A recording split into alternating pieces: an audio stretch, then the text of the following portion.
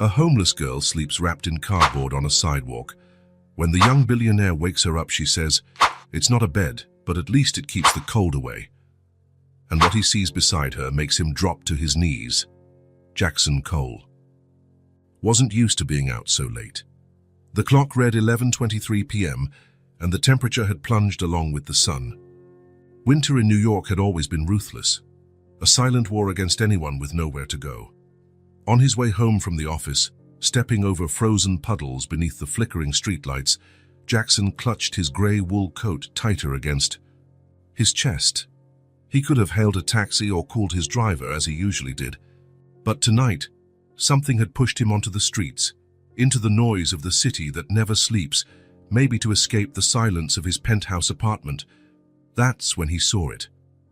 At first, it just looked like a pile of discarded cardboard by a closed shop. But then he noticed a small pink shoe, worn and faded, sticking out from what was actually an improvised shelter. Jackson slowed his steps. He stopped, looked around, searching for an adult, some logical explanation for what his eyes were witnessing. He found nothing but the bitter wind and the distant sound of honking horns. He approached slowly, the way one might approach a wild animal without wanting to scare it. "Hello?" he called, leaning down. "Is anyone there?" No answer came immediately. Jackson was about to give up, thinking maybe it really was just trash after all, when a subtle movement made the cardboard boxes tremble. And then, through a small opening, two eyes appeared, huge, brown, frightened. A child's eyes. "Hey," Jackson said, crouching on one knee. "Are you okay?" The eyes blinked, and slowly, like a small creature emerging from its burrow, a little girl's face appeared. She couldn't have been more than 4 years old.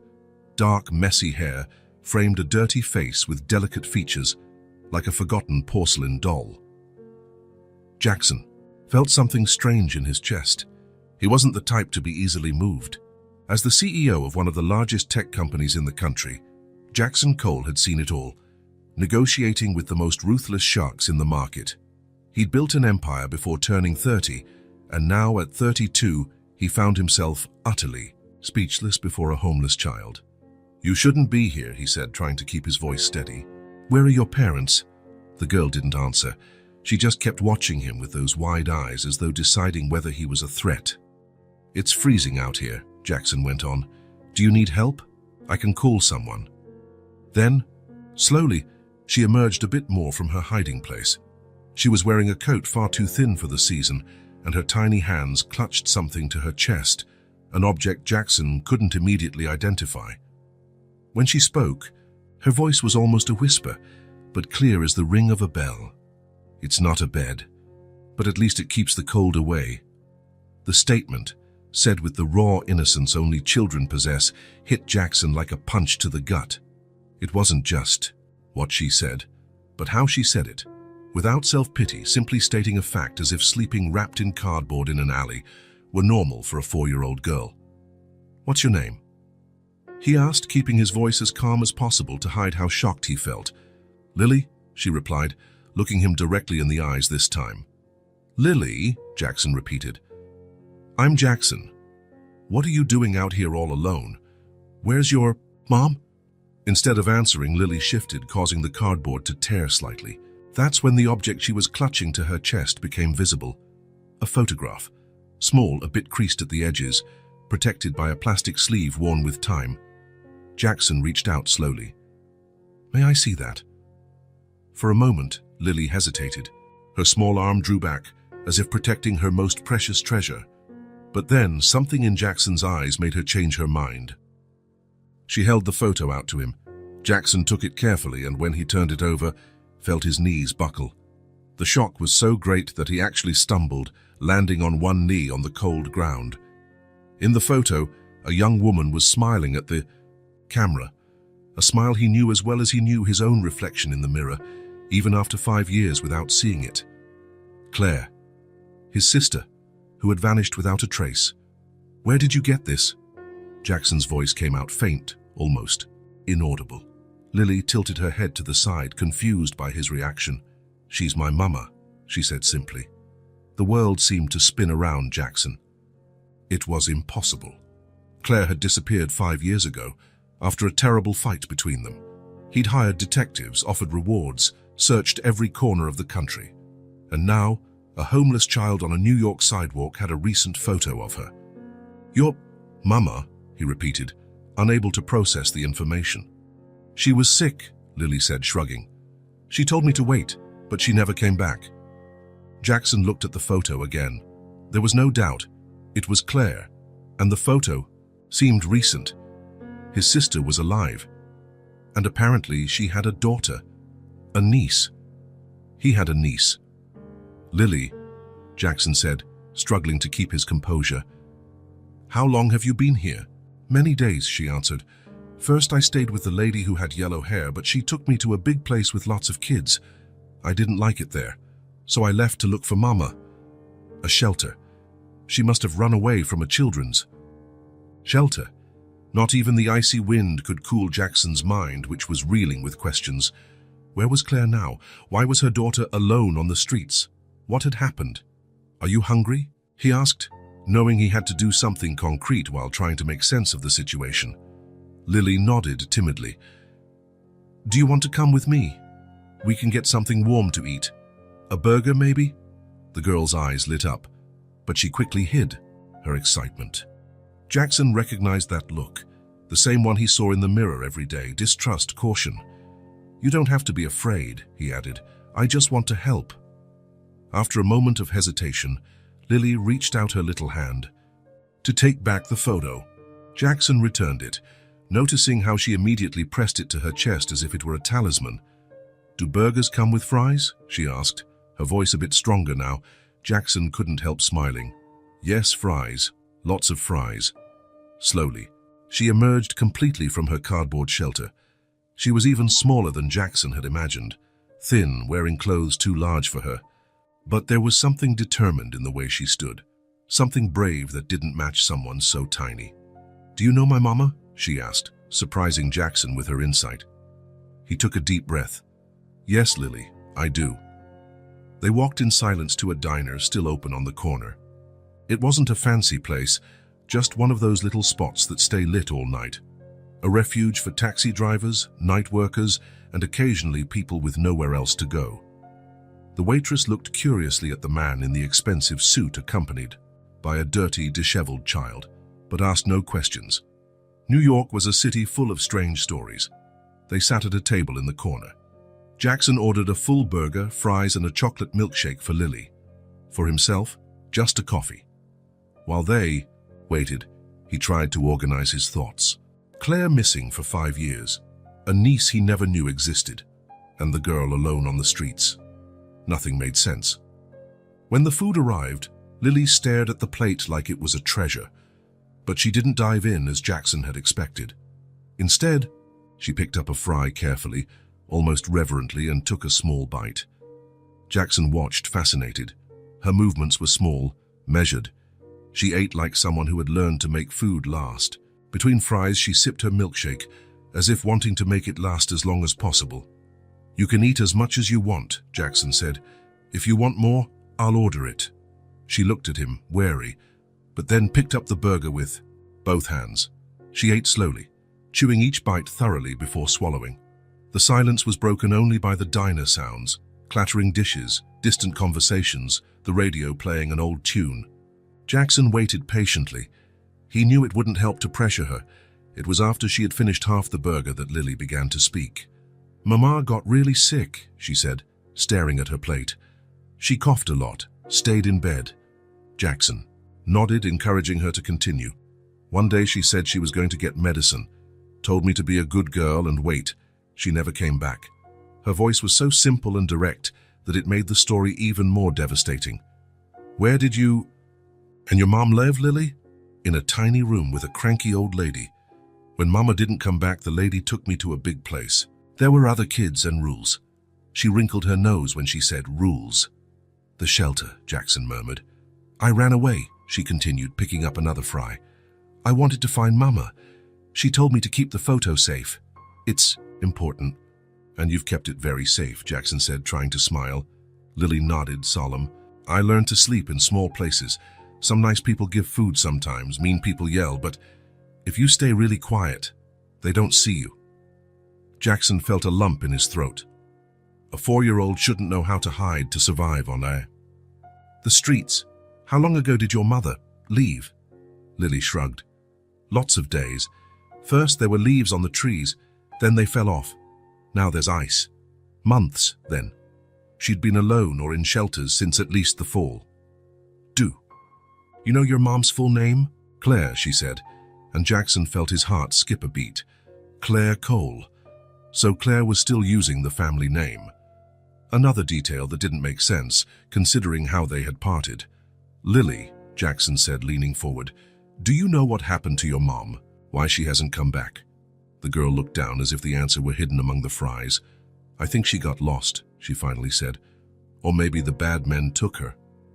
Bad men? The ones she was scared of. Mama always looked behind us when we walked on the street. She said we had to be careful. A chill ran through Jackson that had nothing to do with the weather. Claire was afraid of someone. In danger. Lily finished her burger and glanced shyly at the empty plate. Do you want more? Jackson asked. She shook her head. I'm good. Jackson studied the small, weary face in front of him, a child who had already been through more hardship than many adults. His niece, his own flesh and blood. The decision came instantly, without hesitation. Lily, he said, you're coming with me. Right now we're going home. Her eyes widened. Your home? Yes, my home. It's big, with a warm bed and food, and we're going to find your mom, I promise. You'll help me find Mama. The hope in her voice was almost painful. To hear, I will, Jackson promised. I'll do everything I can. Lily studied him for a moment. Then, with the wisdom of someone far older, she asked, why? The question caught him off guard. How could he explain to a 4-year-old about family ties, years of regret, and the chance for redemption she was unknowingly offering him? Because, Jackson said, the lady in your photo, Claire, she's my sister. I'm your uncle. Lily. She blinked, processing the information. Uncle, she repeated, testing the word. Like in storybooks? Exactly like in storybooks, he confirmed. Lily picked up the last fry, took a thoughtful bite, and then asked the question Jackson had been dreading. If you're Mama's brother, how come she never told me about you? Jackson sighed. How to explain years of estrangement, harsh words exchanged, pride and stubbornness that kept a brother and sister apart for so long? Sometimes, he answered carefully, people who love each other very much have a fight and stop talking. That's what happened with your mom and me. But that doesn't mean we don't still love each other. Lily seemed to consider this for a moment. Then, to Jackson's surprise, she reached out her little hand and touched his. You look sad, she said. Mama was sad sometimes too. She used to stare into the distance and cry when she thought I was asleep. The simple, direct comment struck Jackson like an arrow to the heart. The image of Claire crying alone, with a young daughter, hiding from something or someone, made him feel ill. We'll find her, Lily, he promised, gently squeezing her dirty little hand. But first we need to take care of you. He paid the bill, leaving a generous tip, and they stepped out into the cold night. Jackson took off his coat and placed it over Lily's small shoulders. Even folded several times, it was still huge. On her? Is it far? She asked, trying not to yawn. No, it's not, he answered, noticing her exhaustion. Want me to carry you? She hesitated, pride warring with fatigue. Finally, she held out her arms in surrender. Jackson picked her up, surprised at how light she was. Lily rested her head on his shoulder, clinging to him like a tiny koala. Claire's photo clutched tightly in her hand. As he walked toward his apartment, carrying his newest treasure, Jackson Cole knew his life had just changed forever. And for the first time in a long while, he felt something he'd forgotten. Hope. The mystery of Claire would have to wait until morning. For now, all that mattered was the sleeping child in his arms and the silent promise he made to himself. From this day on, Lily would be safe, and he would do anything to keep that promise. 3 weeks had passed since Jackson brought Lily home. The first night had been strange for both of them. He didn't know how to care for a child. She was wary of that oversized, too quiet apartment. The first week was organized chaos. Jackson hired a team to transform the guest room into a space suitable for a 4-year-old girl. The grey walls became a soft shade of aqua. New furniture, a bed with safety rails, low bookshelves. Toys he had no idea how to pick out, which he bought under the eager guidance of smiling sales clerks. "How long has she been with you?" one of the store consultants asked, as he paid for an absurd number of stuffed animals. "Not long," was all Jackson replied. He didn't officially register Lily's presence. Not yet. First, he needed to find out what happened to Claire, understand why his sister had vanished with a small child, why the girl ended up on the streets. He had only told his executive assistant, Vanessa, that he was temporarily responsible for a niece. She raised her perfectly shaped eyebrows, but asked no questions beyond the necessary. She simply rearranged his schedule and hired a child development specialist to guide him. The first days were tough. Lily woke up screaming in the middle of the night, terrible dreams she couldn't or wouldn't explain. On the first few nights, Jackson tried just words of comfort from the doorway. On the third night, when the cries seemed endless, he finally went in, sat on the edge of her bed, and awkwardly placed his hand on her hair. "It's okay, Lily. You're safe." It was enough. Her breathing calmed, her eyes closed again. He stayed there until he was sure she had fallen back asleep. Now, 23 days later, something like a routine was forming between them. A careful dance, like partners still learning each other's steps. At first, Jackson held his meetings by video call from his home office. He kept an ear out for noises in the apartment, worried about what Lily might be up to, even with the nanny. He had hired to supervise her, but he soon realized Lily was surprisingly independent. Not that she didn't need supervision. She was still just 4 years old. But there was a self-sufficiency about her that was unusual for her age. Jackson recognized it as the result of everything she'd gone through in her short life. One morning, after ending a video call, he stepped out of his office and found Lily sitting in the middle of the living room, surrounded by sheets of paper. She was drawing intently, her tongue poking out at the corner of her mouth, her small fingers gripping a crayon. "What are you drawing?" he asked, kneeling down to see. Lily held up the paper proudly. It was a drawing of 2 stick figures, a little one, obviously herself, and a bigger one wearing what looked like a suit. "That's me and you, Jack." It was the first time she shortened his name. Jackson felt something warm blossom in his chest, a sensation he couldn't name. "Jack," he repeated, and didn't correct her. After that, it became routine. Every morning, after his early calls, he found time to sit on the living room floor and draw with her. At first, just random scribbles, but soon he found himself making houses, trees, people, and animals to entertain his little companion. "You draw really well," she said one day, admiring the elephant he'd sketched. Jackson laughed. "Actually, I was awful in art class. At school." Lily frowned, confused. "What's art class?" And so, without realizing it, he began telling her about his childhood. Small stories, fragments of memory he didn't even know he still had. The Saturday art classes their parents made him attend, the teacher with a thick mustache who always smelled of paint. How Claire, 3 years younger, created the most beautiful paintings while he struggled to draw straight lines. He never mentioned Claire was Lily's mother. The girl never asked and he didn't bring it up.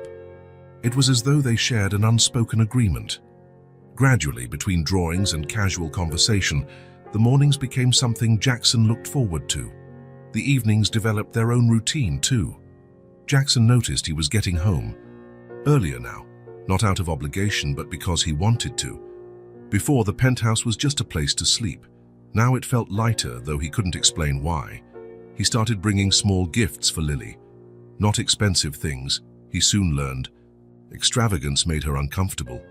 A book with colorful illustrations, a puzzle, a box of better quality crayons than the previous ones. The puzzle became another ritual. After dinner, they spread the pieces on the coffee table and worked on it together. At first, these were simple 20 or 30-piece puzzles, but Jackson noticed Lily quickly figured out the patterns, so he started bringing more complex ones. She proved to be exceptionally good at it. "How do you do it so fast?" he asked one evening, after she found 3 matching pieces in a row. Lily shrugged. "I just look for the colors that match." But it was more than that. It was an aptitude for patterns, for seeing what others didn't see. Jackson made a mental note to look for schools that nurtured that kind of intelligence when the time came. When the time comes. As though he was already imagining her staying. As though he saw her as a permanent part of his life. One rainy Saturday, after they spent the morning working on a 500-piece puzzle, he found her gazing sadly out the window. "Want to do something different today?" Lily turned around, hopeful. "Can we watch cartoons?" Jackson realized that despite buying plenty of toys, he had never actually turned on the TV for her. Not because he had strict rules, he'd simply never thought about it. "Sure," he said, picking up the remote. "What kind of cartoons do you like?" She shrugged. "I don't know, in the shelter there was only one, about a bunny." Jackson flipped through kids' channels, but nothing seemed to grab her. Then he had an idea. "Wait here." He went to his office and opened a box he hadn't touched in years. Inside were old DVDs from his own childhood, which he'd kept for sentimental reasons he'd never admit. He returned with a dusty case and showed Lily. "This was my favorite cartoon when I was your age." Her eyes lit up as it started. It was old with simpler animation by modern standards, but it had a charm that transcended time. A story about a family of bears who explored magical forests. "The little bear looks like you," Lily said suddenly, pointing at the screen. Jackson laughed. "Why do you think that?" He looks serious, but he's not bad. He just doesn't know how to smile properly. The observation, so straightforward, caught him off guard. Was that how she saw him? Someone who didn't know how to smile. That afternoon, they watched 3 episodes in a row. Jackson was surprised to find he remembered every detail, even lines of dialogue. Lily snuggled up beside him on the couch, laughing at the right moments, asking questions he sometimes couldn't answer. Why doesn't the big bear have any friends? Why does the fox always lie? Will the bears find the magic mountain? Jackson answered as best he could, realizing he was unconsciously repeating explanations his own mother had once given him and Claire decades ago. After that day, the biggest change happened. That was when Jackson realized he wasn't just housing Lily, he was building a new life with her. One night he came home late from a meeting. He had told Lily he'd be home after her bedtime and asked the nanny to stay until he arrived. But when he walked in, he found the nanny asleep in an armchair and Lily sprawled on the couch, a storybook open on her chest. He quietly dismissed the nanny and stood there, watching Lily as she slept. She looked so small, so vulnerable. The thought that had haunted him for weeks returned. What if he hadn't found her that night? How much longer would she have survived on the streets? He picked up a light blanket and gently covered her. He was about to leave when he heard a sleepy voice. "I like living here with you, Jack." He froze, not sure how to respond. When he turned around, he saw her eyes were closed again. She'd been talking in her sleep, or nearly so, driven by an impulse he couldn't explain. Jackson sat on the floor beside the couch.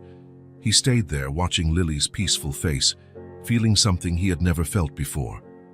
It was in that moment, seeing her chest rise and fall in gentle breaths, that he understood the truth.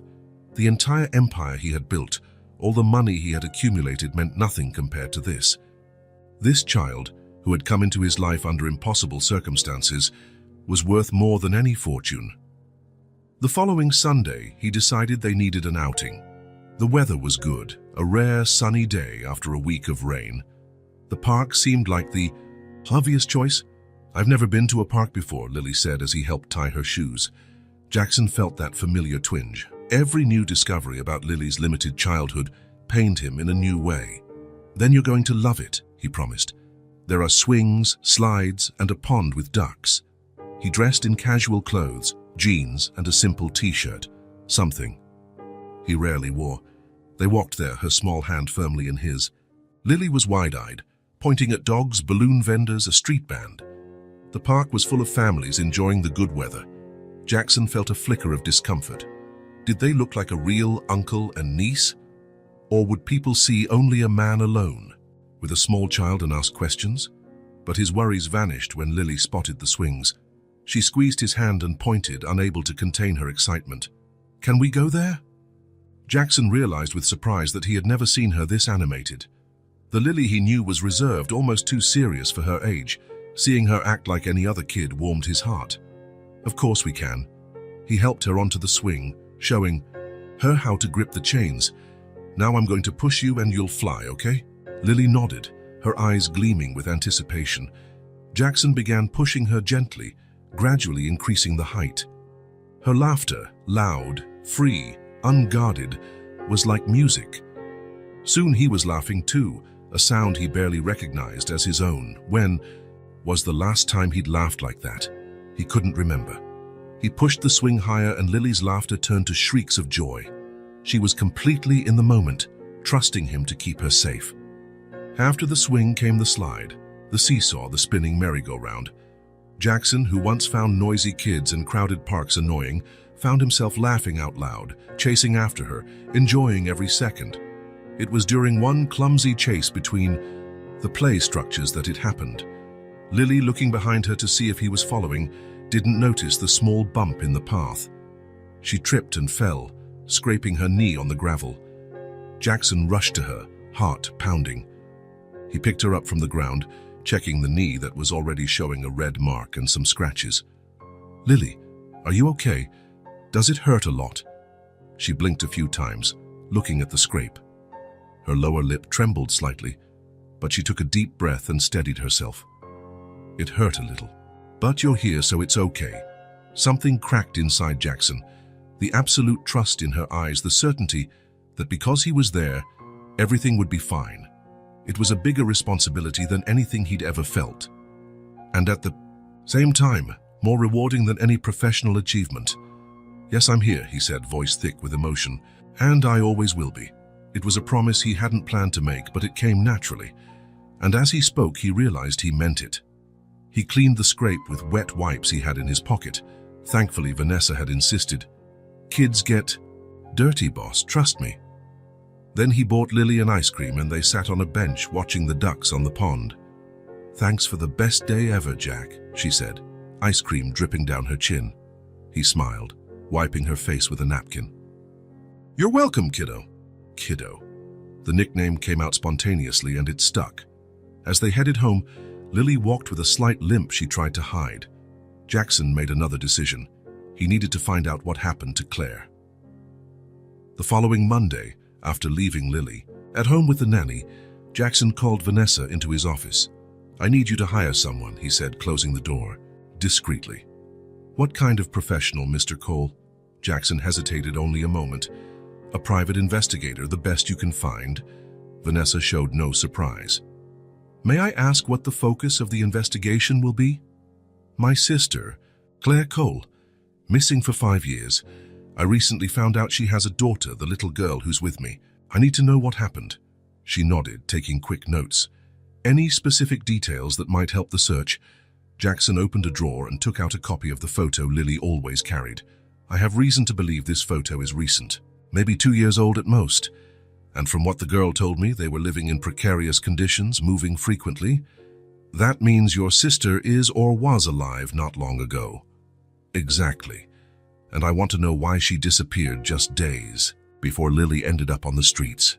Vanessa studied the photo for a moment. "Understood. I'll hire someone right away." A week later, the investigator presented his first report. Claire had indeed lived in at least 6 different addresses over the past 3 years. Always small apartments or rented rooms in modest neighborhoods. She used her real name in some places, false names in others. She worked temporary jobs, never staying more than a few months anywhere. Everything indicated she was running from something or someone. The last known address was a rented room in an elderly woman's house about 10 blocks from where Jackson found Lily.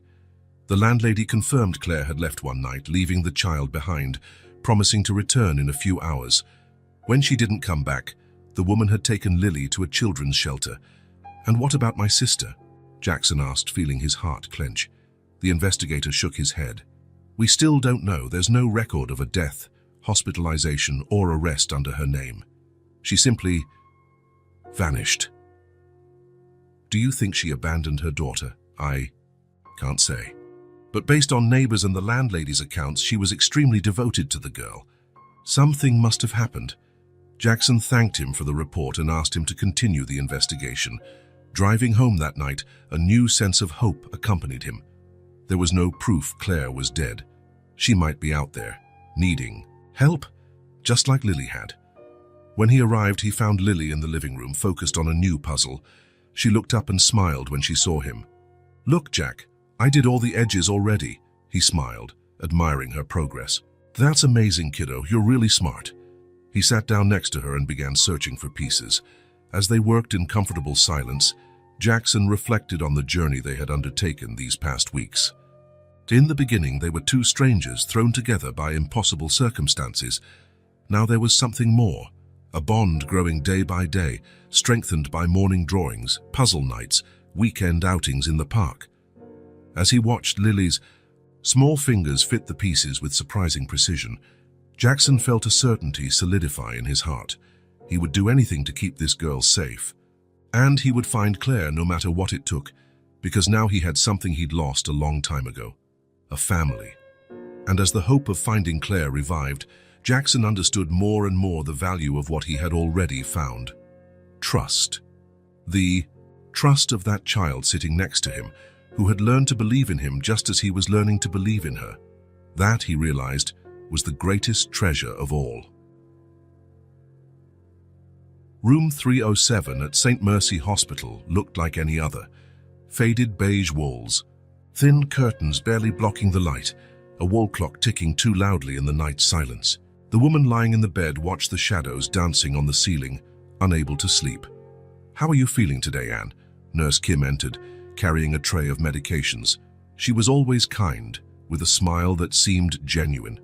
The woman everyone called Anne liked her. "The same," she answered simply. That was the truth. 3 months in the hospital and everything was still the same.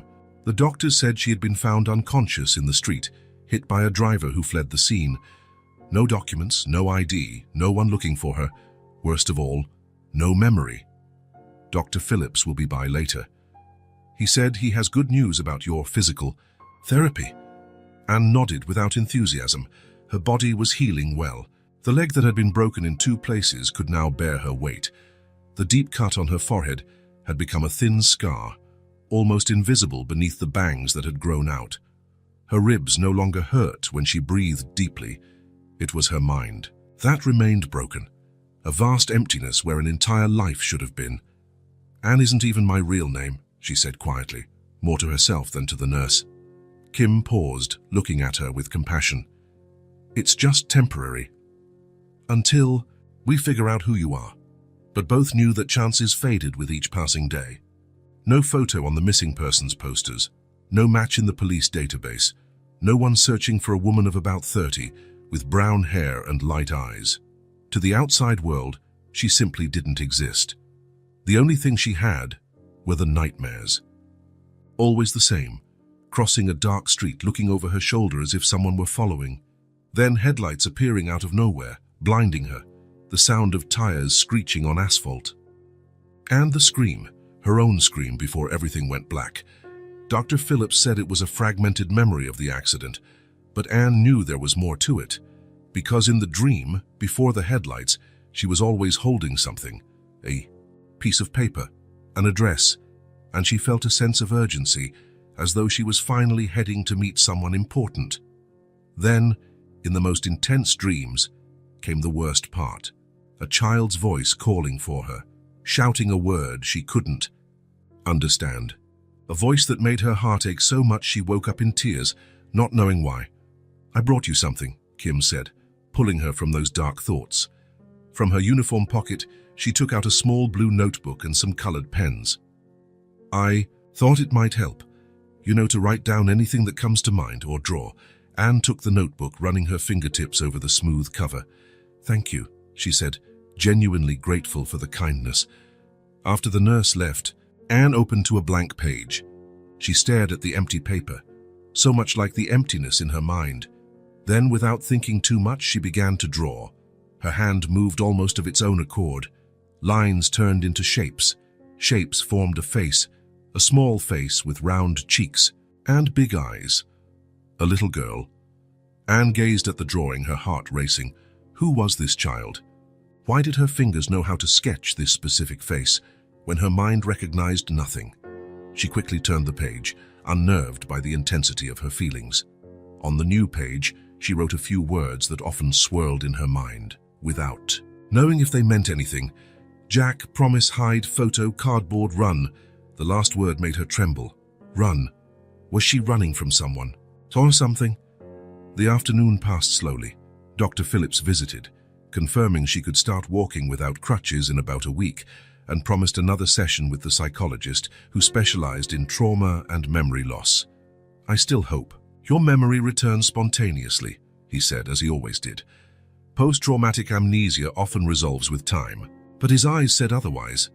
Anne had been in the hospital longer than normal. Soon bureaucratic issues would arise. Who would pay for her treatment? Where would she go afterward? How would she live without identity, without a past, without anything? That night the nightmare was different. It began the usual way, the dark street, the headlights, the impact. But then, instead of the usual darkness, she saw herself in a small room, sitting on a narrow bed. In her arms, the little girl from the drawing slept peacefully. In the dream, Anne felt an immense love for that child, so big it barely fit in her chest. She also felt fear, a constant, corrosive fear that made her check the window repeatedly, making sure it was locked. The scene changed. Now she was standing, looking at the same girl but awake. She was holding the child's small face in her hands. You must always keep this with you. It's very important. If anything happens, show it to someone who can help. In the dream, Anne handed the child something, a photo. She woke up with a start, heart pounding in her chest, the words echoing in her mind. It wasn't just a dream, it was a memory. She was sure of it. I have a daughter, she whispered to the empty room. The revelation hit her like an avalanche. A daughter, a small child who depended on her, a child who might be alone somewhere, wondering why her mother never returned. Oh, my God, Anne covered her mouth, feeling sick. I abandoned her. No, it wasn't intentional. She was going to come back. The accident happened, and now she didn't even know her daughter's name, nor where to find her. Panic gripped her, suffocating.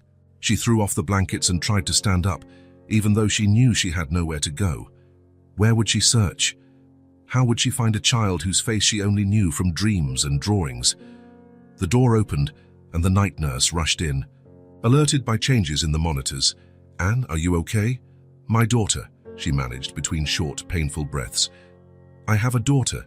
The nurse helped her lie down again, trying to calm her. I'll call the doctor, all right? Breathe deeply. When she was alone again, Anne grabbed the notebook from the bedside table and turned to the drawing she'd made. She stared at the girl's face as though sheer willpower could make her remember the child's name. Who are you? She whispered to the drawing. Where are you now? As silent tears rolled down her cheeks, another fragment bubbled up through the fog in her mind, an address, incomplete but real. A place she had been heading to that night. Anne picked up a pen and wrote in the corner of the page, 82 Park Avenue. That was all. No apartment number, no other details. But it was a start. That night, as the mild sedative took effect and finally allowed her to sleep, Anne made a silent promise to the nameless girl in her dreams. She would remember. She would find her way back. Somehow she would find her daughter, and maybe in finding her she would also find herself. On the edge of consciousness and dream, another word drifted to her like a distant whisper. Lily. She tried to cling to it, repeat it, but sleep was too strong. Thus the nameless woman went on dreaming of the little girl who might still be waiting for her somewhere. 2 months had passed since Lily entered Jackson's life. The penthouse, once more like a model home than an actual place to live, was now alive. Colorful drawings on the fridge, toys neatly stored in boxes around the living room, a tiny pair of sneakers alongside his expensive Italian shoes at the entrance. Subtle changes that meant everything. Fall had arrived, bringing colder winds and golden leaves Lily loved to collect during their park walks. Jackson had made it a routine on Sundays. They woke up early, had breakfast at a nearby bakery, then spent hours in the park, regardless of the weather. Jack, look at this one, Lily yelled, running toward him with a perfect red leaf. It's the biggest one ever, Jackson smiled, kneeling to examine her treasure. Wow, that's really special. Let's keep it in your book, okay? Lily nodded, placing the leaf carefully into a small bag she carried for her collection. She had changed so much in the past weeks. Her eyes no longer held that constant fear. Her laughter came more easily. And most notably, she slept through the night without nightmares. In the first week, Jackson rushed to her room at least twice every night, awakened by her terrified screams. Now the nights were peaceful. As Mrs. Martinez, the nanny who looked after Lily while he worked, would say, "That girl finally feels safe." Safety. It was something Jackson had never valued before. He'd always lived for risks, for achievements, for the next challenge. Now, creating a secure environment for Lily had become his priority. When they returned home that Sunday afternoon, they found Mrs. Martinez in the kitchen preparing a roast. "Perfect timing," she smiled. "It'll be ready in 10 minutes. "Thank you for doing this on your day off," Jackson said. Das older woman shrugged. "I like cooking for you all. Besides, this little one needs real food, not just the takeout you always order." Jackson couldn't argue. Before Lily, he barely used the kitchen. Now, thanks to Mrs. Martinez, there were home-cooked meals almost every day, and Lily, who used to eat little and slowly as if to make the food last, now had a healthy appetite. After dinner, they headed to the living room. It was time for their favorite nighttime routine, Jackson reading stories while Lily listened, snuggled in his lap. "Which one tonight, kiddo?" Lily pulled a new book from the shelf. Jackson had begun, bringing a different book every couple of days, quickly amassing an impressive children's library. "This one," she said, pointing to the colorful cover of a story about a girl who had a star for a friend. They settled on the large couch. Lily curled up against him like a kitten, her hair smelling of strawberry shampoo. Jackson began reading, changing his voice for each character, just the way she liked. As he read, his mind drifted to how much his life had changed. The long hours at the office, the business dinners that stretched into the wee hours, the sudden trips, those belonged to the past. Now he came home by 6, no exceptions. During meetings, he kept his phone close, in case Mrs. Martinez needed him. Even Vanessa, his assistant, had noted the change. "I've never seen you decline a 9 p.m. video conference before," she said one morning. "That little girl is working miracles." And it was true. Lily had transformed not just his apartment, but his priorities, his values, his own identity. The investigator kept looking for Claire, but leads were few. Jackson was beginning to accept he might never find out what really happened to his sister. Yet he was determined to honor her memory by caring for Lily as if she were his own daughter. And so the star shone brighter than ever, lighting the way home. Jackson read the final line, closing the book. Lily stayed quiet, thoughtful. "Do you think stars can help us find people?" she asked suddenly. The question made Jackson's heart tighten. "Which people, kiddo?" "Like Mama." Jackson placed the book aside and adjusted Lily in his lap to look into her eyes. "We're doing everything we can to find her. Remember I told you about that special man who's looking for her?" Lily nodded. "But what if he doesn't find her?" It was the first time in weeks she'd directly brought up her mother. Jackson chose his words carefully. "Then, we'll keep being a family, you and me, and we'll keep loving your mom even if we don't know where she is." Lily mulled this over, her small fingers fiddling with the button on his shirt. Then all of a sudden she leaned forward, wrapping her arms around his neck in a tight hug. "I love you, Jack," she whispered, her words muffled against his shoulder. It was the first time she'd said it. Jackson felt his eyes sting. "I love you too, kiddo," he replied, his voice husky. "So much." They stayed like that for a long moment, wrapped in the comfortable silence of the night. When Lily finally pulled away, there was a new serenity in her eyes, as though she'd made an important decision. "Mama told me something," she said softly, as if sharing a secret. "She said that if something happened, I should hold on, tight to the photo, because the man in it had kind eyes." Jackson froze, the man in the photo, himself standing next to Claire at the last Christmas they'd spent together before their big fight. "She said that about me?" he managed to ask, barely able to form words. Lily nodded solemnly. She looked at the photo a lot. "Sometimes," she cried, "she said one day she'd see you again." The words hit Jackson like lightning. Claire had kept his photo all those years. She'd told Lily about him. She'd been planning to seek him out. In that instant, the invisible bridges connecting past and present, loss and reunion, despair and hope, seemed to materialize before his eyes. Claire had sent Lily to him. Not intentionally, perhaps, but the universe had completed the plan she hadn't been able to finish. "Thank you for telling me," Jackson said, kissing the top of Lily's head. "That's the most important gift you could give me." That night, as he put Lily to bed, Jackson made a silent promise to his absent sister. He would find Claire, no matter how long it took. And until then, he would care for her daughter like the precious treasure she was, because now he too had kind eyes that finally saw what really mattered.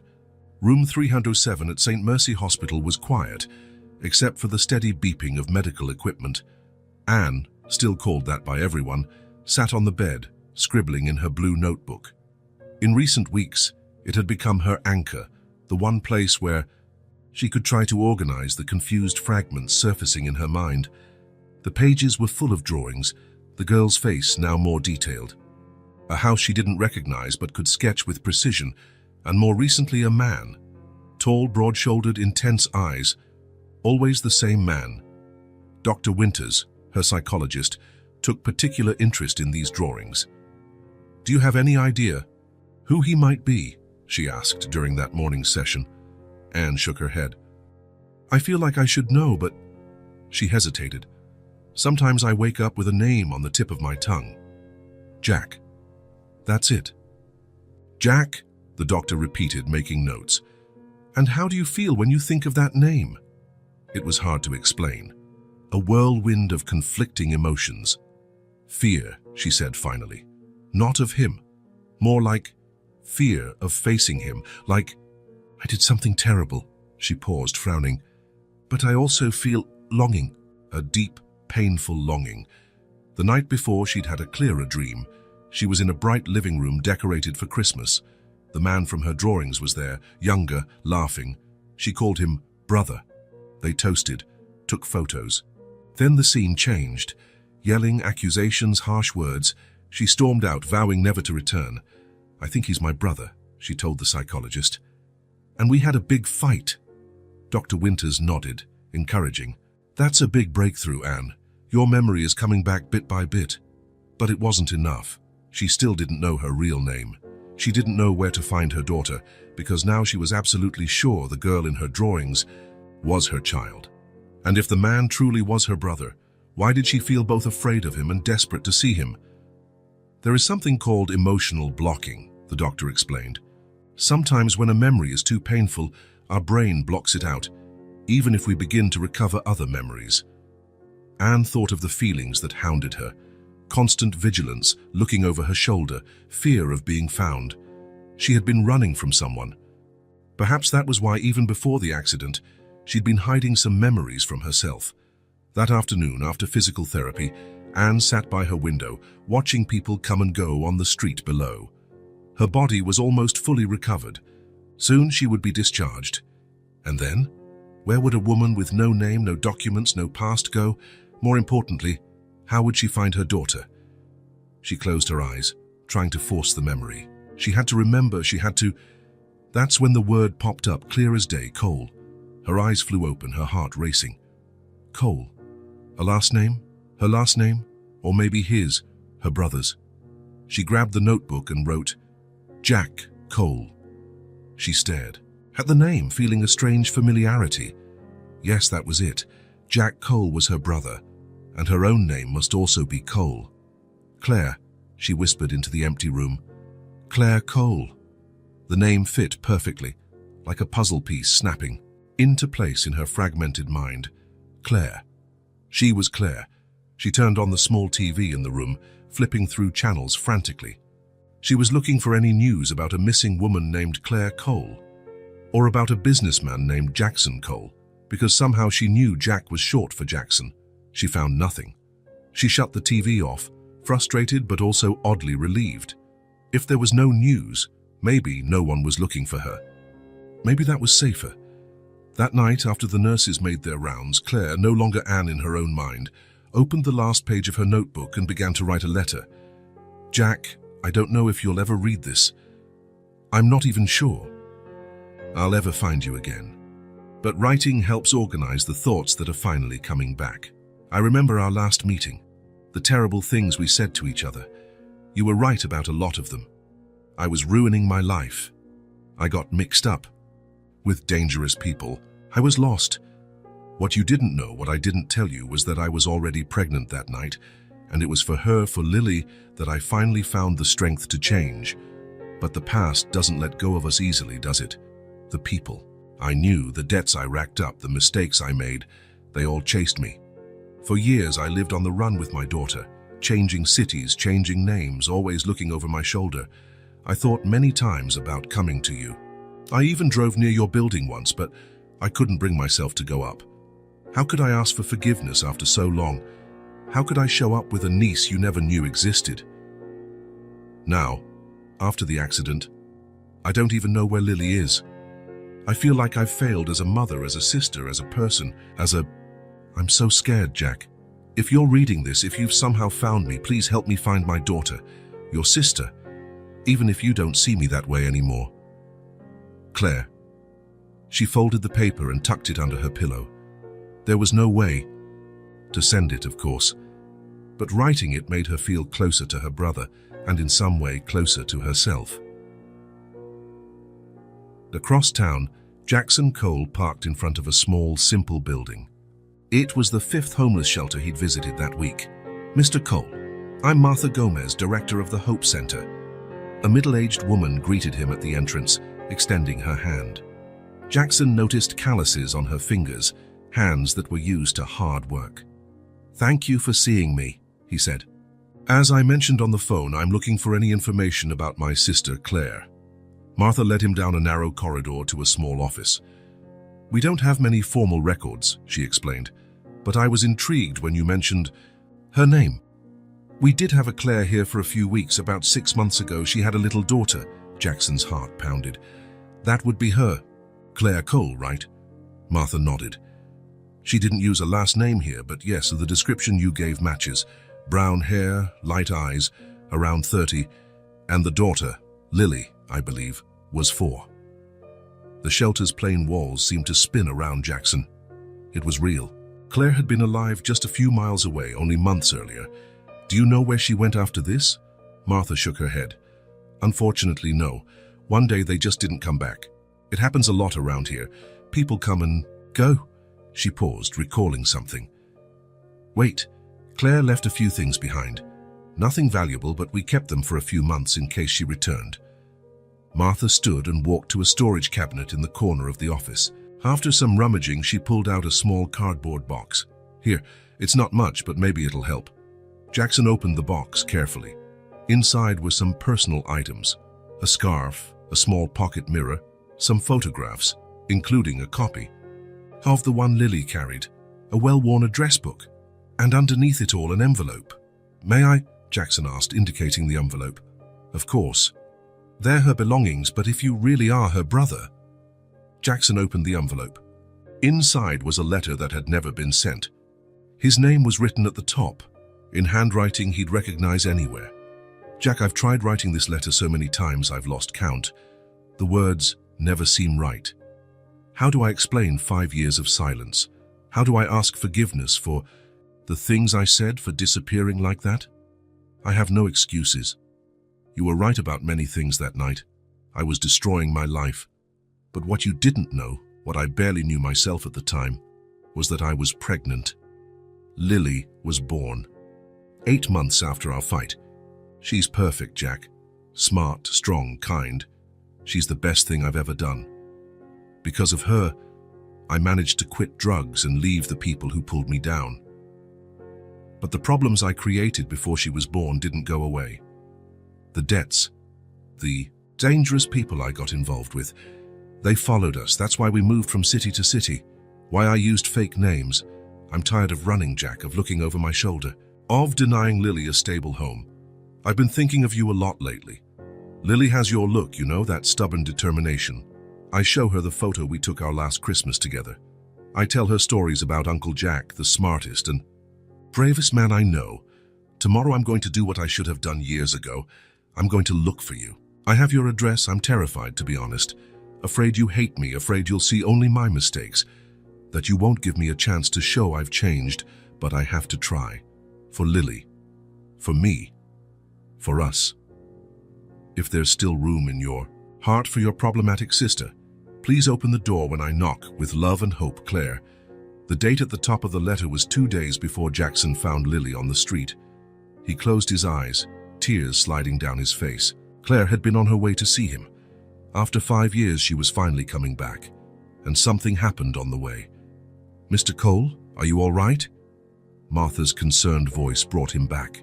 She was coming to see me, he choked out. On the day she disappeared, the shelter director placed a gentle hand on his shoulder. I'm so sorry. Jackson took a deep breath, wiping his face with the back of his hand. I have to find her. She might be... He couldn't finish the sentence. He didn't want to think the worst. Not now, when he held this letter, this proof that Claire had wanted to return to his life, that she had changed, that she loved him despite everything. Have you tried hospitals? Martha asked. If something happened on the way... Jackson nodded. My investigator checked all admissions under her name but found nothing. What about unidentified patients? Sadly, it's common for homeless people to be admitted with no ID. He hadn't considered that. How do I... Jack? I can help, Martha offered. We partner with several hospitals in the area. Let me make some calls. For the next hour, Martha made a series of phone calls describing Claire with all the details Jackson could provide. Most hospitals had no useful information. A few promised to look into it and call back. Then, on the second to last call, they got their first real lead. Dr. Phillips? This is Martha from the Hope Center. Yes, I'm well, thank you. I'm calling about a special case. We're looking for a woman around 30, brown hair, light eyes, possibly admitted without identification. In the last 2 or 3 months, Jackson watched anxiously as Martha's expression changed. Really? How long has she been there? Post-traumatic amnesia? I understand. Yes, I have someone here who might be a relative. Could we come by today? Excellent. Thank you so much. She hung up the phone, turning to Jackson with shining eyes. Sir, Mercy Hospital. They've had an unidentified patient there for more than 3 months. A woman in her early 30s found after a hit and run. She has amnesia. Jackson felt the air leave the room. It could be her, he whispered. The doctor said we can go right now. She'll meet us in person. Jackson picked up the box of Claire's belongings, carefully placing the letter in the inside pocket of his jacket. For the first time in weeks, he felt he could breathe again. There was a chance to fix the past, a chance to reunite his sister with her daughter, a chance to have a whole family again. Let's go, he said, voice steady despite the emotions threatening to overwhelm him. Let's find her. As he drove towards St. Mercy Hospital, Claire's words from the shelter letter echoed in his mind. If there's still room in your heart for your problematic sister, please open the door when I knock.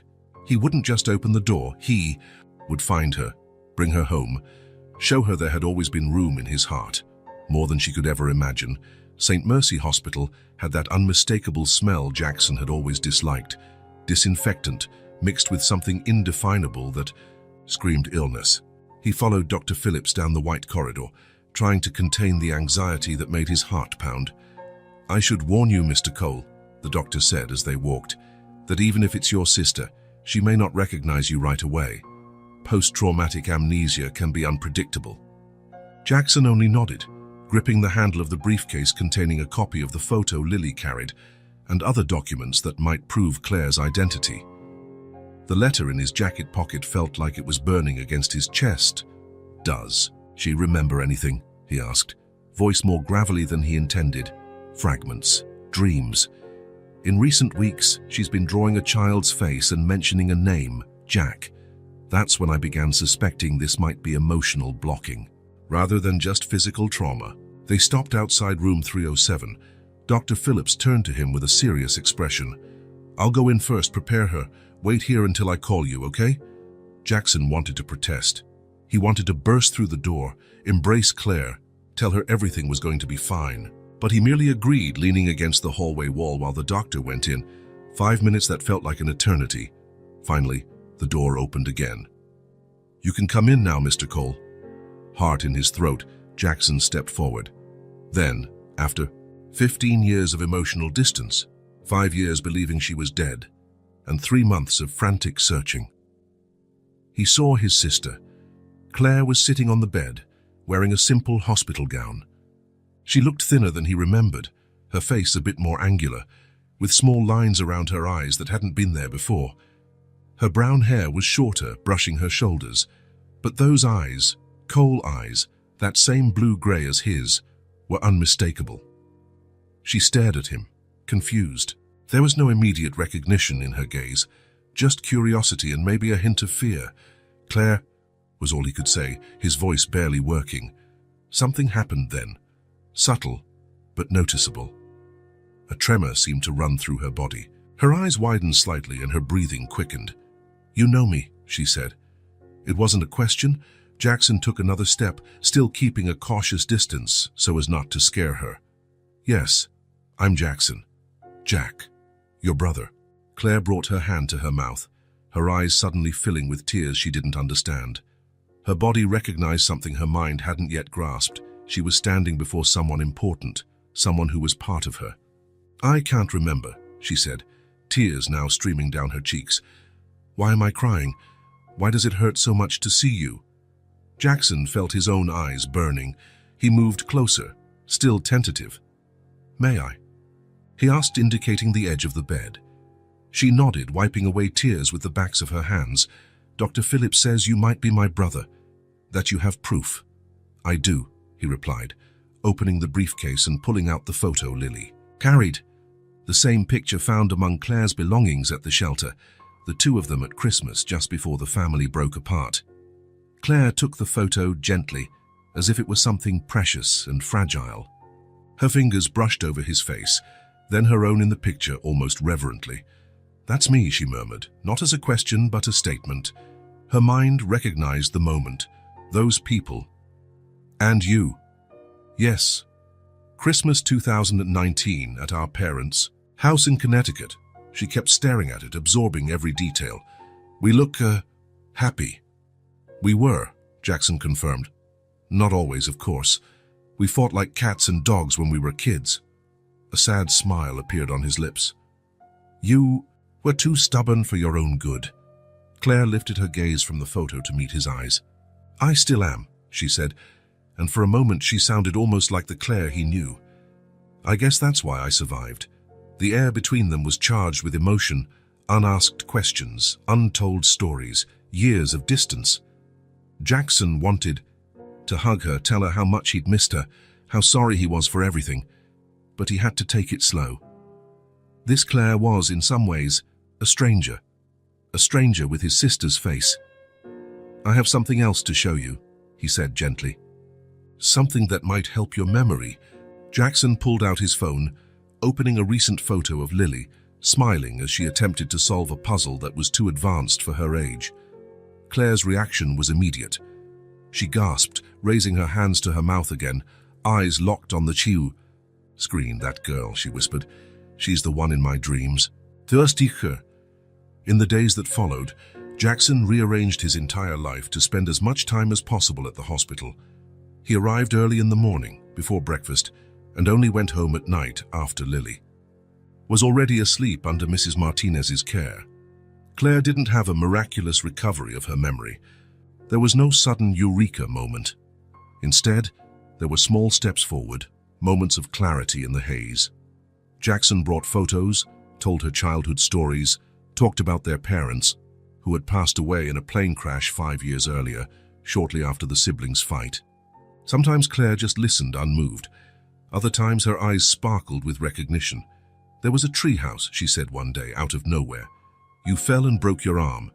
Jackson smiled, surprised and moved. "Yeah, I was 10. You were 7.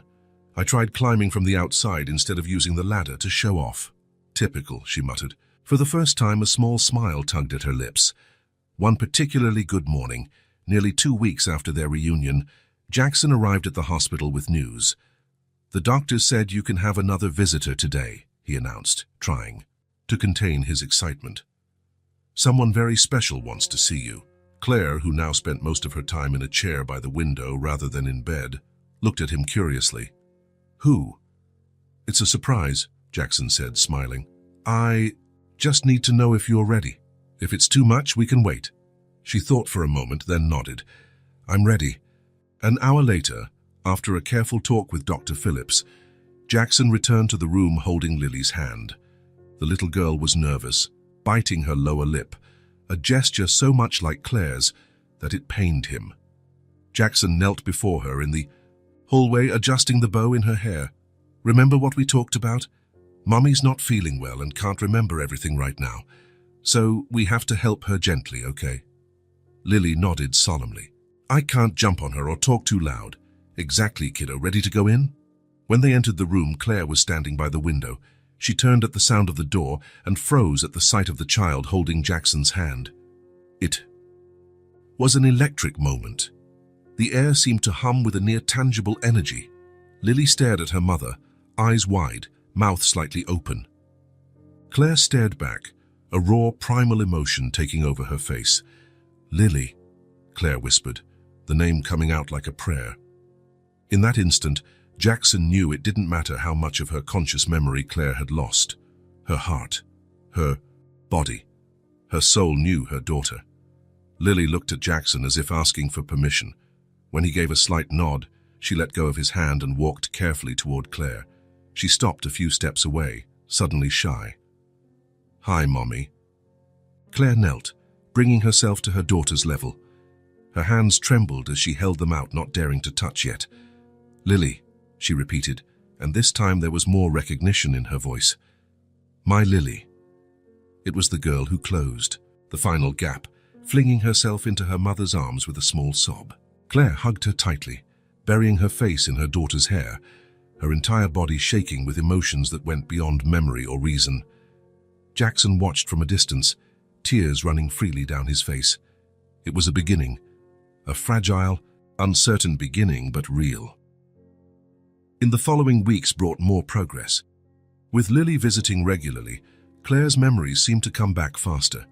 The child acted like a bridge to the past, each gesture or word triggering new recollections. A month after their first meeting, Claire was discharged from the hospital.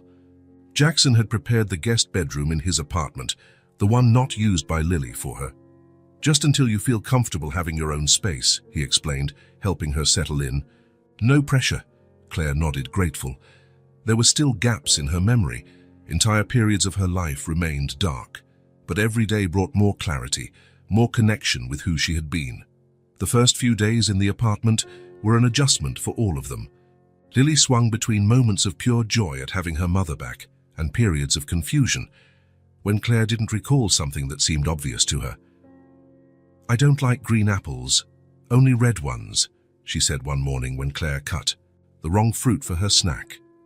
Claire looked devastated not to know something so basic about her own child. Later, Jackson found her crying on the balcony. I'm a stranger to her, Claire murmured when he sat beside her. And the worst part is she's not a stranger to me. I love her completely, even though I can't remember everything. Give it time, Jackson advised. You two are getting to know each other again. That's not necessarily a bad thing. Little moments accumulated. Claire relearning how to braid Lily's hair the way she liked it. Lily patiently showing her mother her favorite books, toys, clothes. The two drawing together, Claire surprised to discover she still drew as well as in her teens.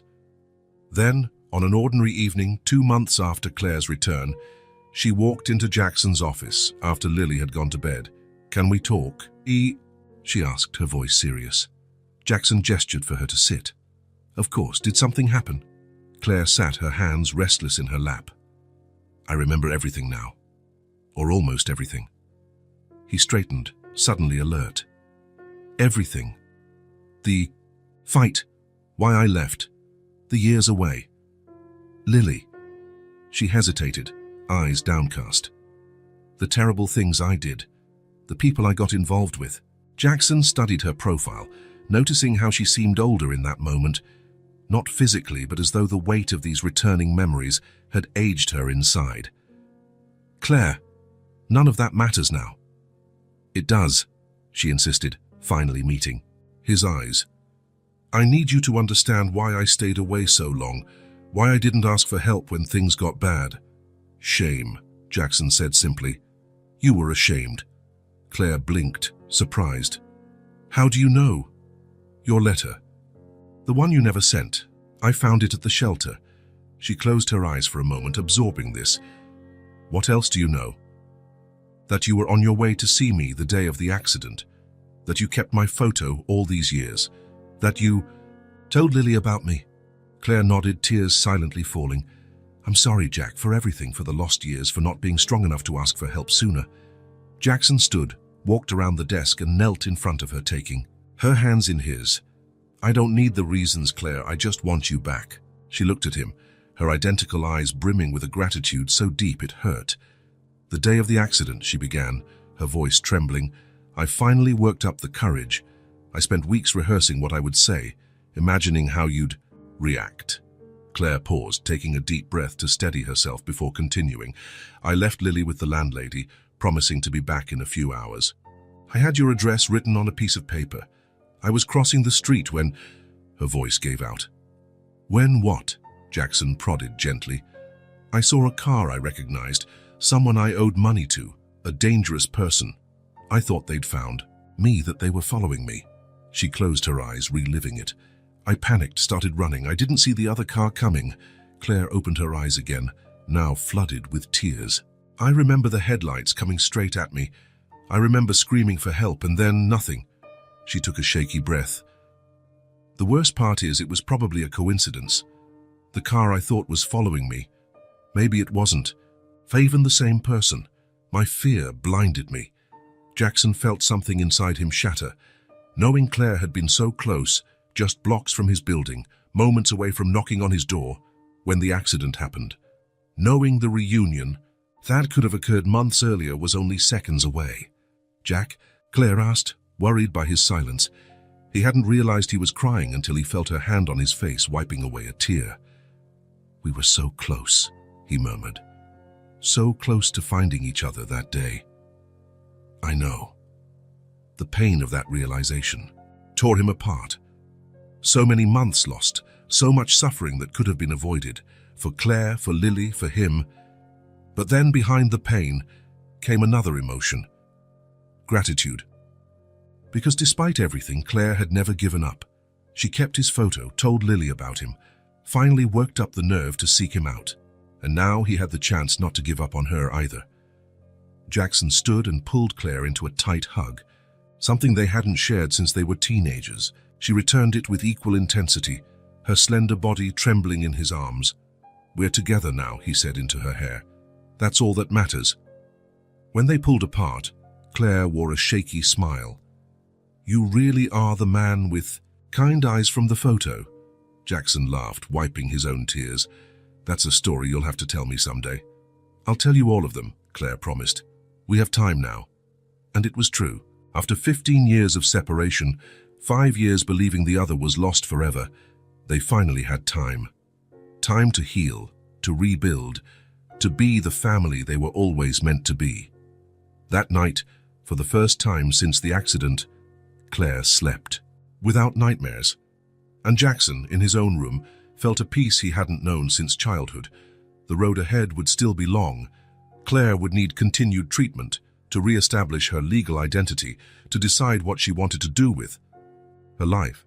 But none of that felt scary anymore because they weren't alone. And that, more than anything, made all the difference.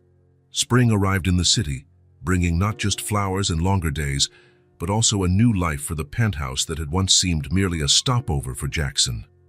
3 months had passed since Claire's discharge, and the transformation was visible in every corner. The kitchen, once immaculate and rarely used, now showed traces of flour on the counter and colorful drawings stuck to the fridge with fruit-shaped magnets. The living room, once as minimalist as a catalog page, now had children's books piled beside the couch and a box of toys strategically placed. The pristine white walls displayed bright new artwork, some purchased, some created by Lily herself, proudly signed in her clumsy handwriting. Every morning, Jackson found himself admiring these changes as he drank his coffee. The oppressive silence he'd never noticed before was replaced by all kinds of sounds. The shuffle of little slippers in the hallway, laughter coming from the next room, water running when Claire took a shower, humming some old tune, cutlery, clinking against plates during shared meals. Sounds of life. On this particularly sunny Saturday morning, he watched Claire and Lily in the kitchen, making breakfast. His sister wore a simple apron, her hair tied up in a casual bun. Lily stood on a stool beside her, tongue poking from the corner of her mouth as she focused all her 4-year-old determination on cracking an egg without spilling it everywhere. "Slowly, honey," Claire instructed patiently. "Tap it lightly. Then use your thumbs to pull the shell apart." Jackson smiled, leaning against the doorway. These little domestic scenes, so common for many families, were treasures for them. Each shared moment seemed to compensate a bit for the lost years. "Jack," Lily exclaimed, finally noticing him. "We're making pancakes, with strawberries and honey and bananas. Sounds delicious," he replied, stepping in to see their progress. "Can I help?" "You can cut the fruit," Claire suggested, handing him a small cutting board and a knife. "And make the coffee." Lily wanted to do something special because it's pancake day. Claire didn't need to explain. Sunday pancakes had become a sacred tradition in recent weeks. It started accidentally when Claire found an old recipe their mother used to make. Now it was a cherished ritual. Lily helped mix the batter, Claire manned the stove, and Jackson set the table and cut fruit. A simple routine that somehow healed old wounds. They moved around the kitchen naturally, a quiet ballet of people who had learned to share space. Claire now knew where every utensil was. Jackson knew exactly how she liked her coffee, strong with a touch of cinnamon. Lily knew her place was between the two adults, literally and figuratively. "Time to flip," Claire announced, and Lily leaned in, fascinated by her mother's expert pancake flip. "I want to try," she begged, reaching for the spatula. Claire hesitated, looking at Jackson, who merely shrugged, amused. "What's a kitchen without a bit of mess, right?" Claire laughed and guided Lily's hand on the spatula. "Okay, we'll try a little one." The first attempt was a disaster. The pancake stuck to the spatula and ended up half in the pan, half on the stove. But Lily's giggle was so contagious that soon they were all laughing. By the time they sat down to eat, Jackson realized how much these lazy weekend mornings meant to them all. Weekdays were more rushed. He still ran his company, though he had delegated more responsibilities so he could come home earlier. Claire had started working part-time at a local preschool, where her knack for working with children and her artistic skills were quickly appreciated. And Lily, now enrolled in a nearby pre-K, was thriving in her new, stable environment. But weekends were theirs alone. Time to reclaim what was lost, to build new memories. "What are we doing today?" Lily asked, a maple syrup mustache adorning her upper lip. Claire and Jackson exchanged a knowing look. "We think it's time you learn to ride a bike," Claire answered, smiling. "Without training wheels." Lily's eyes went wide, a mix of excitement and fear. "But I'll fall down." "Probably," Jackson agreed in his usual pragmatic tone, "but we'll be there to pick you up." He leaned over to wipe the syrup off her face with a napkin. "You're brave, Lily. Remember how you used to be afraid to sleep alone? Now you even ask us to turn off the lights." "That was when I was little," she declared, with all the seriousness of a child whose fears were just weeks behind her. Claire laughed, sharing a fond look with Jackson. "Of course, you're so grown up now." "I won't let you get hurt," Jackson added, seeing the lingering concern in his niece's eyes. "I promise I'll hold on until you get the hang of it." After breakfast, they changed into comfortable clothes. The bicycle, one Jackson had bought weeks earlier, waiting for the right moment, was brought out of storage. It was pink with purple accents, exactly as Lily had drawn in one of her pictures. At the park, Jackson adjusted the helmet on Lily's head while Claire got her phone camera ready. It was a perfect day for firsts. Clear sky, gentle breeze, families, everywhere enjoying the good weather. "Ready?" Jackson asked, holding the bike by the seat and handlebars. Lily nodded, determined despite the obvious fear. She placed her feet on the pedals, her small hands gripping the handlebars tightly. "Remember what we talked about," Jackson instructed calmly. "Look ahead, not down. Keep pedaling steadily. If you start leaning, turn the handlebar slightly, in that direction." Claire watched from a short distance, snapping pictures Her heart overflowed with a joy she could barely contain. Seeing Jackson and Lily together, so patient and caring, was a gift she never imagined she'd have. The difference from those dark days, of constantly running, of fear, debts, and dangerous people, felt almost surreal. The first tries went as expected. Lily could barely move a few yards before wobbling dangerously. Jackson jogged alongside, holding her steady, encouraging her to keep going. "You're doing great," he said. "Don't stop pedaling." After half an hour of attempts, one minor fall caused more fright than harm. Lily sat on the grass, her lower lip trembling. "It's too hard," she complained, eyes shiny with unshed tears. "I'll never get it." Jackson knelt in front of her, pushing a stray hair back under her helmet. "You know why it's hard." She shook her head. "Because it's worth it," he explained simply. "The best things in life are usually hard at first, but when you finally do it, it's the best feeling in the world." He glanced briefly at Claire, who had come over and was now watching with a gentle smile. "Like finding people we love after thinking we'd lost them forever." His words seemed to resonate with Lily and Claire alike. Claire knelt beside them, placing a hand on her brother's shoulder. "He's right, honey," she added. "You're stronger than you think. Look at everything you've already overcome." Lily looked from one to the other, absorbing their encouragement. Determination replaced the defeat on her face. "Can I try again?" Jackson felt immense pride at her question. "Of course you can, kiddo. As many times as you want." This time something clicked. Maybe it was confidence or her body finally finding its natural balance, but Lily managed to pedal a longer distance. Jackson ran alongside, still holding the bike, sensing she needed less support with each yard. Then, without warning, he let go. It was almost instinctual.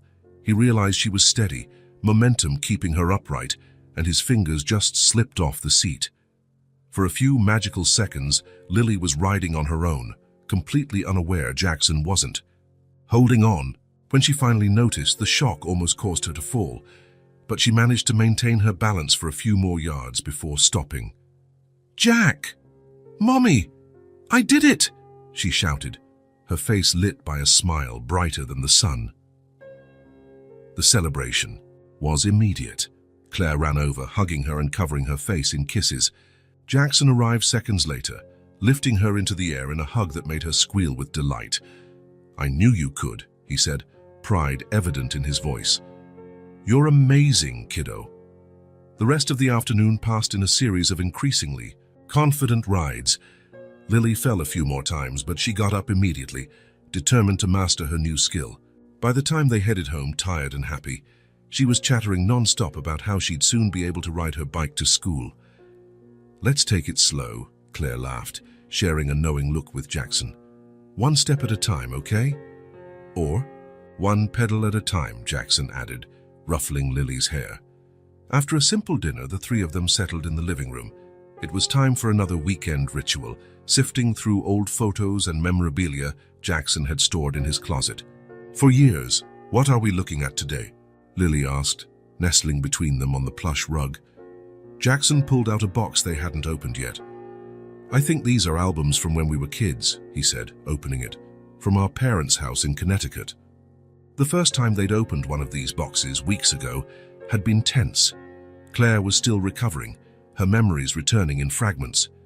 There was a fear the photos might trigger painful memories or, worse, no memories at all. But instead, they'd become a powerful tool in her healing, each image helping fill the blanks, reconnect Claire with her past. She picked up one of the albums, opening it carefully. Her memory was nearly complete now, but there were still moments that felt like they belonged to another person, another life.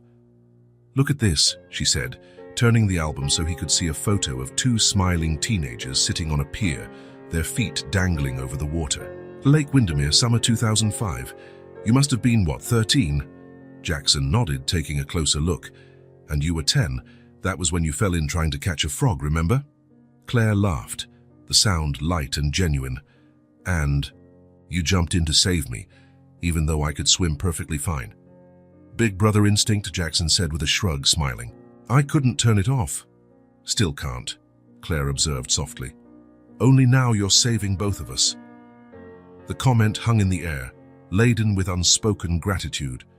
Jackson cleared his throat, turning the album page to hide the emotion, threatening to overwhelm him.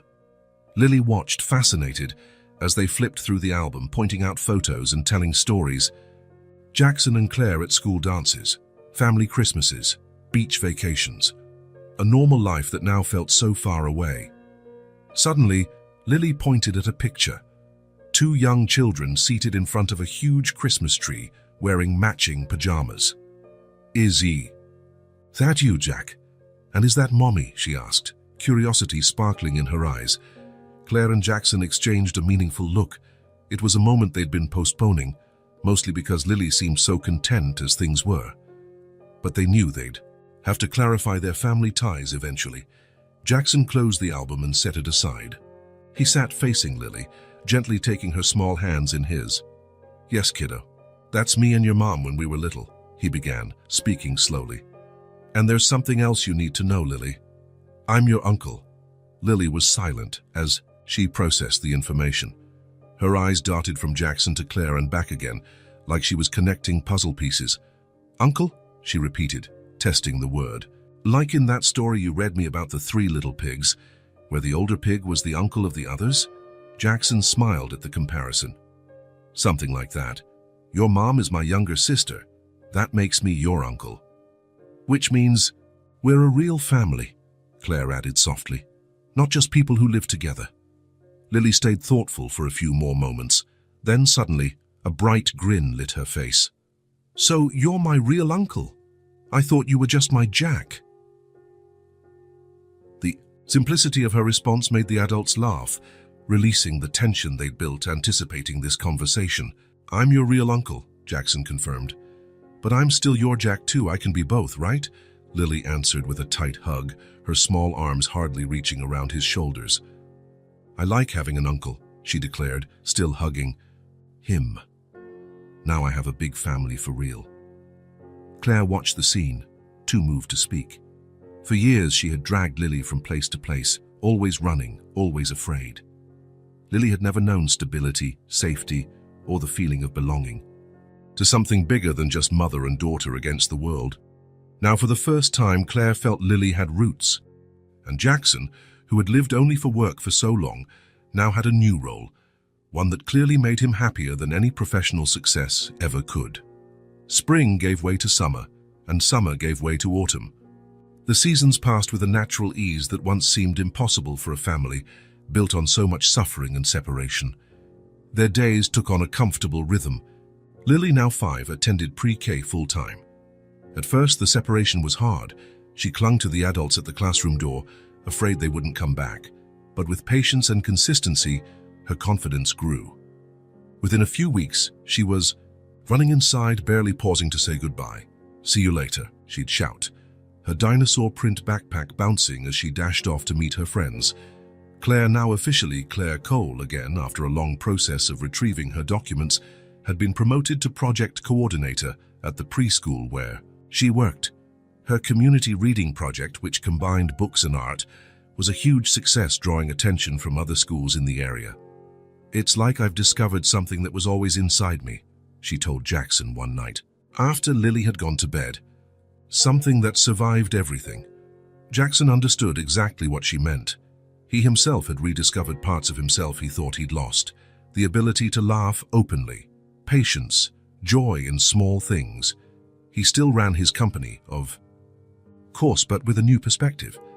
Late-night meetings were replaced by family dinners. Business trips, when unavoidable, were shorter. And for the first time in his adult life, he took a real vacation.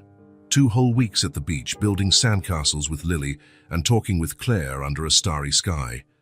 The penthouse, once so sterile, now felt too small to contain all that love. Jackson had purchased a house on the outskirts of the city, spacious, with a yard for Lily to run around in, and for Claire to plant flowers. They planned to move in the following month. "Do you think she'll adjust well?" Claire asked Jackson, worried about how Lily would feel leaving the only stable home she'd known. "She'll love it," Jackson replied confidently. "Remember how excited she was about her new bedroom and the swing set in the yard? Plus," he added, "the 3 of us will still be together. That's what matters to her. On a quiet Sunday afternoon, the three of them were in the garden of the new house, taking advantage of the good weather before the official move. Claire sat in a comfortable chair, reading a book out loud, poetry, her most recent discovery. Jackson watered the new plants they'd bought the day before. Lily chased butterflies among the flower beds, her laughter echoing in the open space. "Look, Jack," she shouted, pointing at the sky. "A rainbow!" Jackson and Claire looked up. Indeed, a faint rainbow arched across the blue sky, left by a light rain earlier in the day. "It's a sign of good luck," Jackson said, setting down the watering can. "They say if you find the end of the rainbow, there's a pot of gold waiting." "Can we go look?" Lily asked, eyes shining with excitement. Claire laughed. "A rainbow is just light and water, sweetie. It doesn't have a physical end you can touch." "Besides," Jackson said, pulling Lily into a hug, "we've already found our treasure, haven't we?" They paused for a snack on the terrace. The table was simply set with sandwiches, fresh fruit, and lemonade. As they ate, discussing plans for the new house, Lily spotted something on the living room wall, visible through the glass door. "Can I see the photos?" she asked, pointing. Claire nodded, and they all went inside. On the main wall in the living room hung two framed pictures side by side. The first, still protected by its worn plastic, was the photo of Jackson and Claire at their last Christmas, together. The same one Lily had carried around when she was on the streets, her only link to a family she barely knew. Next to it was a recent photo, the three of them in the park, smiling at the camera, sunlight bathing them in a golden glow. Lily in the center, Claire on the left, Jackson on the right, all connected, all belonging. Lily stared at the two photos for a long moment, her expression suddenly serious. Then, pointing at them, she said, "The first one is us when we were lost. The second one is us when we were found." The simple but profound observation took Claire and Jackson by surprise. They glanced at each other over Lily's head, tears shining in their eyes, a knowing smile on their lips. Because she was right, of course. Their story hadn't had an immediate happy ending. There had been pain, separation, years lost they could never get back. But they got something better than an easy happily ever after. They got a whole new beginning. A second chance built on patience, forgiveness, and love. Jackson knelt down to Lily's level. "When you found that photo among your things, remember, it was like it was magic, guiding you to me, like the star in the book you read yesterday?" Lily asked. "The one that showed the way home?" "Exactly," Claire agreed, moved by the comparison. Lily touched the frame of the old photo. "That's where it all started, huh?" Jackson smiled, gently brushing his hand over her small face. "That's where it all came back." Claire joined them, and the three sat on the couch, gazing at the photographs that told their story. They weren't a perfect family. There were still tough days and scars time would never fully erase, but they were whole again. And that, they had learned, was more than enough. It was everything. "Guess what my teacher asked today?" Lily said suddenly, breaking the comfortable silence. "What?" Claire asked. "She asked what I want to be when I grow up." Lily paused dramatically. "And I said I want to be happy, like now." Jackson felt his heart swell in his chest. He looked at his sister, his niece, this improbable family they had built from the wreckage of so many tragedies and separations. The road had been long and painful. There were moments when it seemed impossible for them to reach this point, but they had, and most important, they now knew the way back home. End with hope, truth, and love. If this story touched your heart, subscribe to the channel and turn on notifications so you don't miss the next ones. Leave a like because it helps this story get recommended to more people. See you in the next story.